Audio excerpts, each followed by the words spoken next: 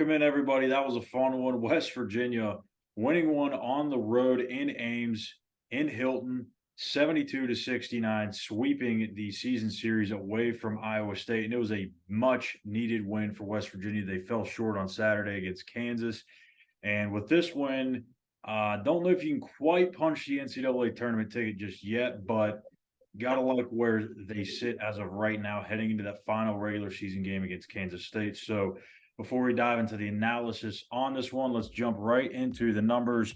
Gabe Kalsher had a heck of a game for the Cyclones, going for 26 points, 8 of 15 shooting, 5 of 9 from 3.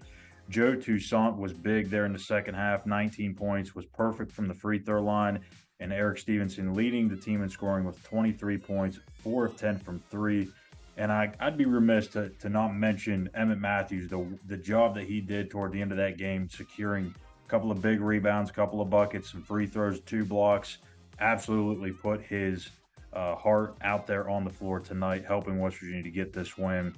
And the total shots for the game, West Virginia 22 of 50, Iowa State 24 of 52. West Virginia also went 9 of 27 from 3. Probably a little bit more 3-point attempts than Huggins would like, but nonetheless, they get enough to go in, and 3 points is the difference. So, Chris, this was just an absolute brawl. It felt like a Big East type of game where it's so physical. There's a ton of fouls. You obviously had the little scuffle there at that one point where Trey Mitchell got ejected. It felt like there were so many punches being thrown in this one, and especially when Iowa State, I think they went up 7 or 8 at one point. It kind of felt like West Virginia was hanging by a thread, but they found a way to get this one. Just how impressive was this one in total?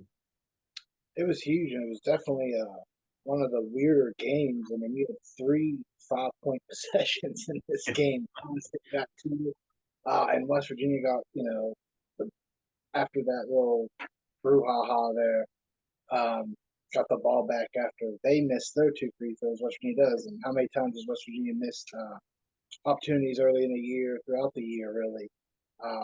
Opportunities like that where they miss free throws and saw the other team go down and make theirs and then get a bucket. West Virginia's on the better end of that for a change. You're starting to actually see this team.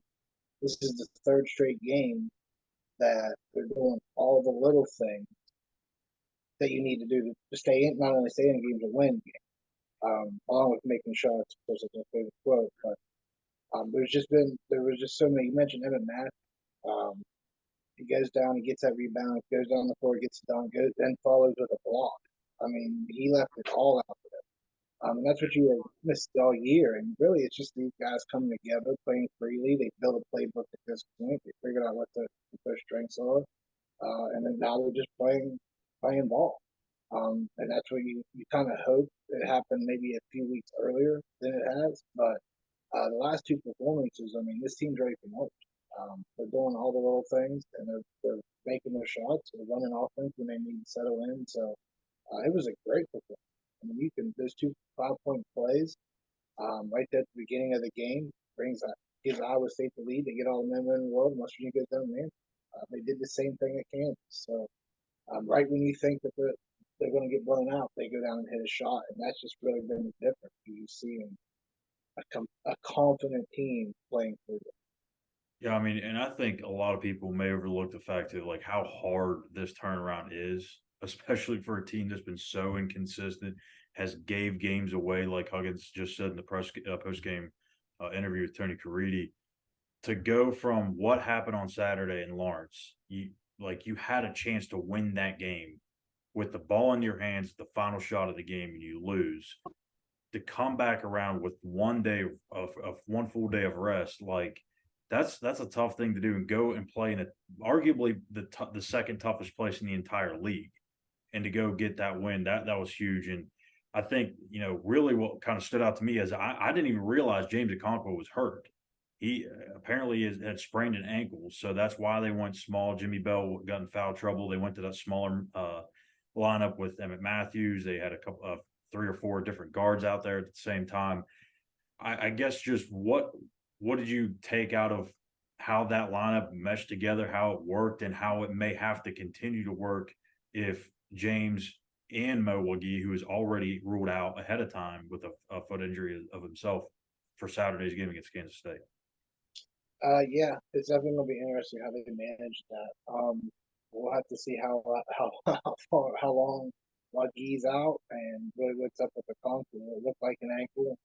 Didn't really get to see him walk off the floor, but he couldn't really put much weight on it right there at the beginning. But um, really, uh, I don't know if Iowa State probably wasn't ready for that a little bit. Kind of threw a wrench in their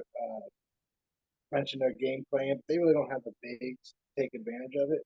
So, yeah, coming up Kansas State, obviously the Big 12 tournament, it's going to be interesting. And it just kind of showed, Emma Matthews, all those guards, the grit just really to win. You're down your bigs, Jimmy Bell. Um, Trey he well, kind of gets beat up a little bit. He was in foul trouble most of the night. So, yeah, it just really shows the grit. I don't know how they're going to manage that going forward. You're probably going to see maybe Trey Mitchell slide down the five. We've seen it throughout the year. He'll probably have to step up. Pat Sumanek, they got 4 days for the next game day, so he's going to have to probably play a bigger role.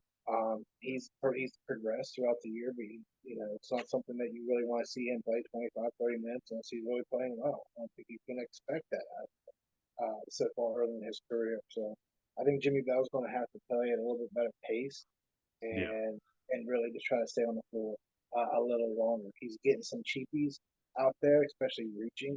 He doesn't need to reach in on the guards. He's too big. He's too tall. He's not going to get that low to get the ball. And I feel some of his.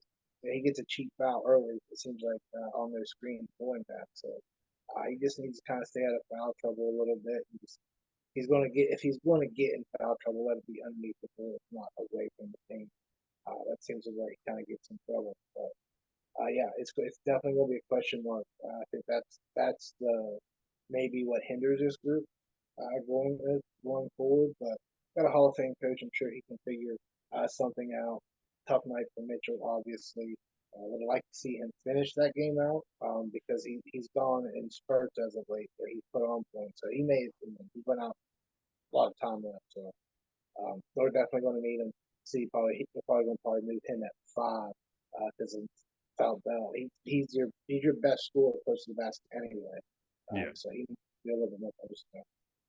Lastly, before we get out of here, obviously Saturday is not a big hit to the resume if they were to lose to Kansas State, but if they were to win, I mean, is that it? Is like, do you feel like that's all they need to do is win Saturday, and it does not even matter what happens Big 12 conference they're in?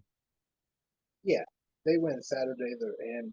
But obviously, what you want to see is you win 2 more. You win 2 more. There's no question. No one's debating whether they're Exactly. in.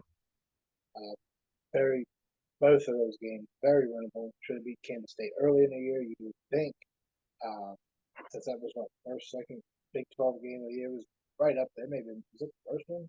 Felt like the first Yeah, it's one. the first game, New Year's Eve. First game, last game of the year. Kind of fitting.